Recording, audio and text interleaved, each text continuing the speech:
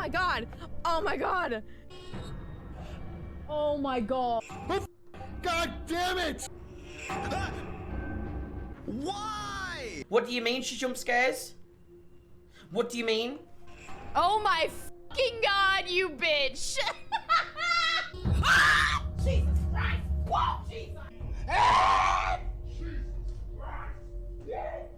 Sadako is one of the most unique and terrifying killers in all of Dead by Daylight.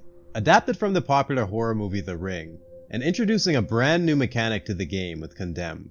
Where most killers need to sacrifice survivors to the entity by placing them on hooks, Sadako is able to curse survivors, building up Condemn progress by teleporting through her TVs, and any survivor caught within 16 meters will get a stack of Condemn, and after 7 stacks she can kill them on the spot, just like the 7 days it takes to die in the movie.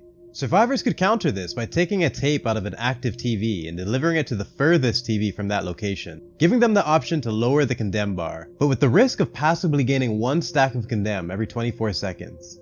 Due to the limited ways to spread this curse, Sadako players were left with very little options other than to force Condemn on survivors using certain strategies. Most specifically, the slug heavy playstyle using the ring drawing, made popular by One Pump Willie. How many teleports has bitch got? Like, it's a 100-second cooldown on the TVs. What is going on? That's just so f***ed up. What the heck? Wow, this was really weird game. Very, very stupid game. Who the fuck is Willie?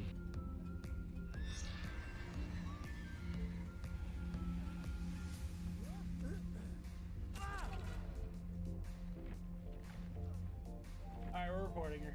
One Pump Willie. Oh, god damn it, dude. He's such a nice dude, but he's the most boring Sadako on the fucking planet because he's so good at the Condemn playstyle. Making her a powerhouse in the right hands, and a nightmare for people who don't understand her ability. But the Condemn mechanic has been totally reworked to make it a more natural part of her kit, and hopefully create a healthier playstyle. So let's see if she's actually more terrifying than ever, or another ruined killer. Move this man!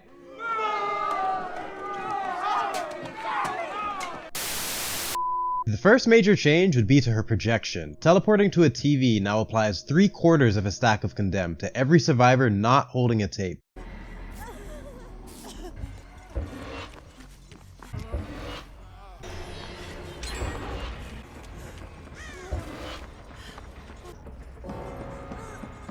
So instead of any survivor within 16 meters of that TV, Sadako is now able to passively spread her curse to the entire team anywhere on the map.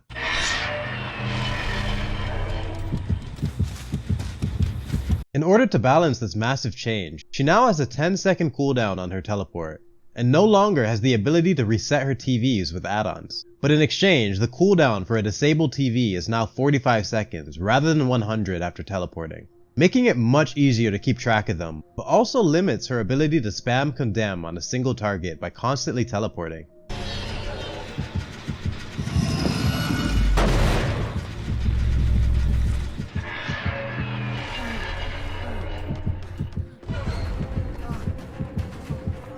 In addition to this, the counterplay and the variety of ways to apply Condemn has been completely changed. Survivors can take a tape out of a TV, disabling that TV for 70 seconds, and as long as it's in their hands, they are immune to the Condemn from her teleports, allowing them to stay safe if it's still early and they're low on stacks.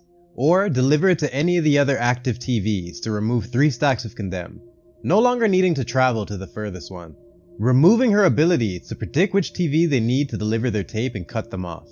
Sadako is still an M1 killer, with average stealth and very little chase potential, and without the threat of Condemn, she can be extremely easy to punish by survivors who are good at looping, allowing them to hold onto the tape, ignore the Condemn from her teleports, and run her around the map like a fool, essentially negating her entire playstyle.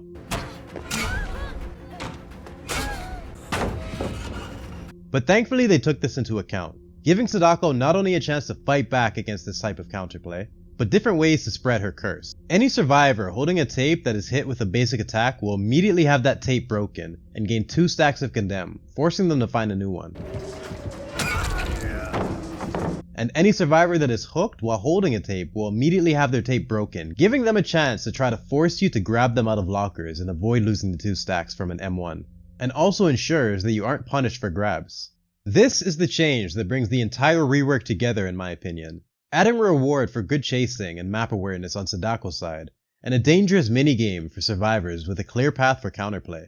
This rework pushes her from being mainly a hit-and-run killer to now needing to be strong and chase in order to smack down anyone caught out with a tape. So with that in mind, they've given her a slight buff to her chasing while demanifested. Sadako needs to physically manifest in order to hit survivors, but while still in this mode, she can no longer be stunned by pallets. Her chase music no longer activates, making it much more difficult to track her, especially with the right add-ons.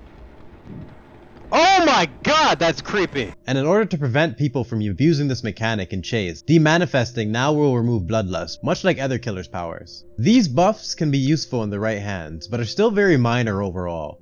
The real value comes from the new add-ons, mainly the new iridescent videotape and the Mother's Comb, with the tape allowing you to hold on to one of the best aspects of her old kit, forcing survivors to travel to the furthest TV in order to deliver their tape, giving you enough time to cut them off and shut them down.